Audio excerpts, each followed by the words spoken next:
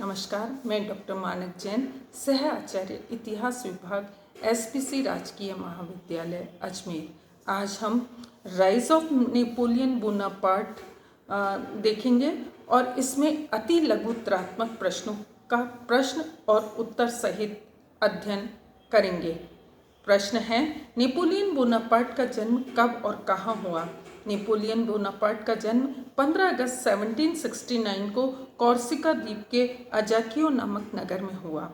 Napoleon द्वारा कौन से अभियान में इटली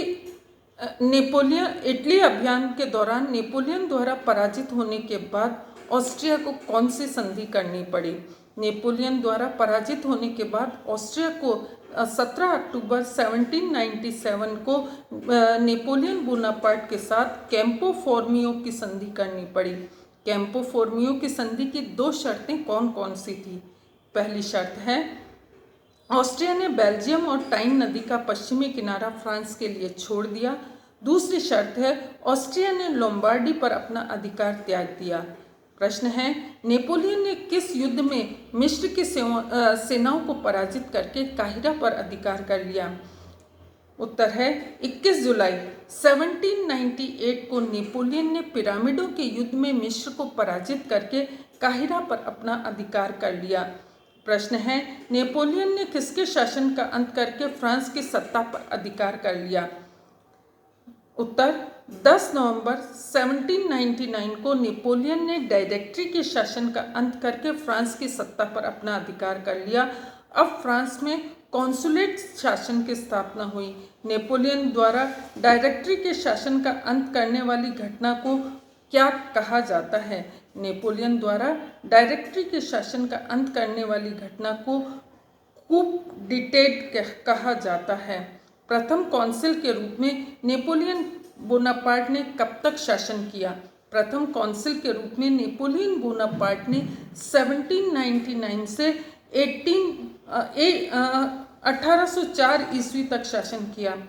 प्रथम कौंसिल के रूप में नेपोलियन के 4 सुधारों का वर्णन कीजिए। उत्तर है, शासन व्यवस्था में सुधार, दूसरा सामाजिक समानता प्रदान करना, तीसरा शिक्षा के क्षेत्र में सुधार और चौथा है सार्वजनिक निर्माण कार्य। सम्राट के रूप में नेपोलियन ने ऑस्ट्रिया की सेना को किन युद्धों में पराजित किया?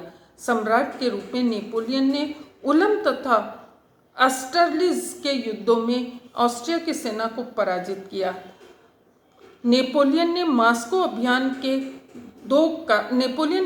अभियान के दो कारण बताइए। पहला है, रूस द्वारा नेपोलियन की महाद्वीपीय नीति का विरोध करना और दूसरा है नेपोलियन द्वारा ग्रांड डची ऑफ वारसा का निर्माण करना। 1812 में मास्को अभियान के दो परिणाम बताइए। उत्तर है, नेपोलियन बोनापार्ट ने 6 लाख सैनिकों में से 5,80,000 सैनिक मारे गए। दूसरा है, इंग्लैंड, रूस, ऑस्ट्रिया तथा प्रशा ने फ्रांस के विरुद्ध एक गुट का निर्माण कर लिया। प्रश्न है, प्रायद्वीपीय युद्धों से आप क्या समझते हैं? उत्तर है, पुर्तगाल और स्पेन के विरुद्ध नेपोलियन द्वारा किए गए युद्धों को प्रायद्वीपीय युद्धों के नाम से जानते हैं। यह युद्ध 1808 से 1814 तक चले। प्रायद्वीपीय युद्धों के दो कारण बताइए। उत्तर है, नेपोलियन द्वारा स्पेन के बूरबन वंश का अंत करना, दूसरा है स्पेन के शासक चार्ल्स चतुर्थ की अयोग्यता और विलासिता का लाभ उठाना। प्रायद्वीपीय युद्धों के दो परिणाम बताइए। उत्तर है, पहला, प्रायद्वीपीय युद्धों में फ्रांस को भारी सैनिक क्षति उठानी पड़ी और दूसरा है, प्रायद्वीपीय युद्धों के द्वारा नेपोलियन के लिए बहुत विनाशकारी सिद्ध हुए।